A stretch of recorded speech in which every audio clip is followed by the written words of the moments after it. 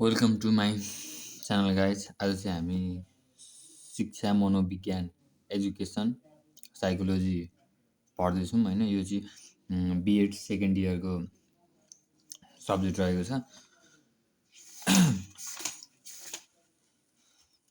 आज हामी यसको मेन भनेको पहिलो च्याप्टर इकाइ 1 शिक्षाका लागि शिक्षा मनोविज्ञान भनेर रहेको छ होइन।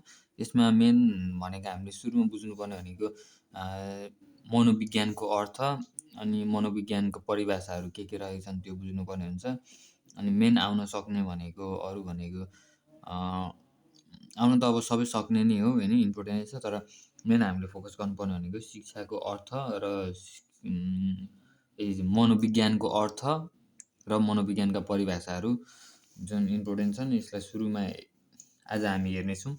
हामी 1.11, 1.12, 1.13 सम्म हेर्नेछौँ। मनोविज्ञानको स्वरूप प्रकृतिहरू 7 पेजसम्म हेर्नेछौँ। अब हामी यसको मनोविज्ञानको अर्थ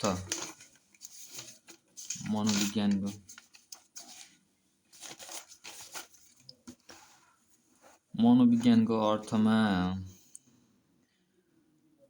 मनोविज्ञानको अर्थ भनेको वर्तमान समयमा मनोविज्ञानको विषयवस्तु र यसको अध्ययन गर्ने सङ्ख्या विद्यालय तहदेखि विश्वविद्यालयसम्म सबैतिर व्यापक छ। कुनै समयमा वैज्ञानिकको आफ्नो स्वतन्त्र अस्तित्व समेत थिएन। दर्शनशास्त्रको एउटा शाखा अन्तर्गत मानसिक दर्शनका रूपमा मेन्टल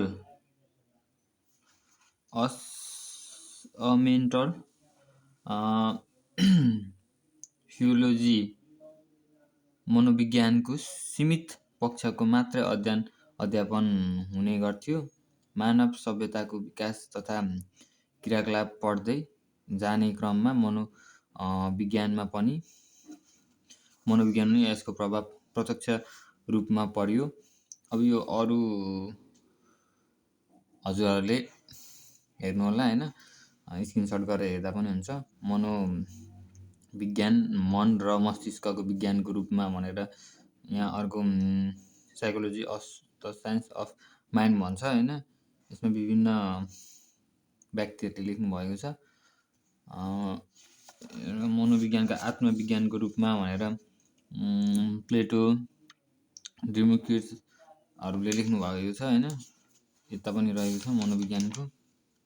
हामी अब मनोविज्ञान 1.12मा जान्छौँ। मनोविज्ञानका परिभाषाहरू वाटसनले भन्नुभएको छ, मनोविज्ञान व्यवहारको वास्तविक वा सकारात्मक विज्ञान हो। मनोविज्ञान चाहिँ व्यवहारको वास्तविक वा सकारात्मक विज्ञान हो भनेर भन्नुभएको छ। अर्को हुनुहुन्छ वर्थ।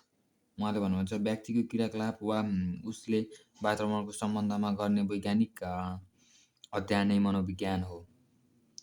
यहाँ अरूले पनि भन्नुभएको छ, तपाईँहरू हेर्न सक्नुहुन्छ होइन। 11 नम्बरसम्म रहेको छ। 1.1.3 मनोविज्ञानको स्वरूप वा प्रकृति भन्ने रहेको छ। मनोविज्ञानको स्वरूप विज्ञानका रूपमा रहेको छ, किनकि मनोविज्ञान आफैमा व्यवहारको अध्ययन गर्ने विज्ञानका रूपमा सर्वव्यापी प्रचलित छ। यो मनोविज्ञानको सन्दर्भमा 19औँ शताब्दीको समयमा देखा परेको परिवर्तित अवधारणा हो, जुन आजसम्म पनि स्वीकार्य भएको छ।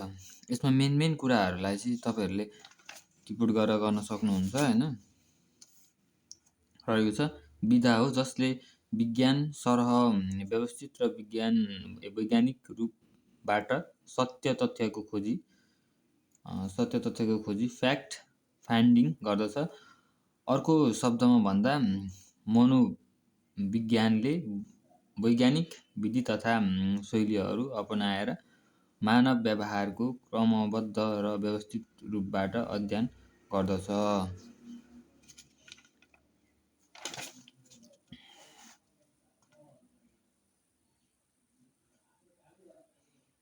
मनोविज्ञान एक विज्ञानको रूपमा भनेर पनि व्यक्त गरेको छ। यो तपाईँहरूले आफूले स्क्रिनसट गरेर अथवा भिडियो पज गरेर हेरेर लेख्न सक्नुहुनेछ।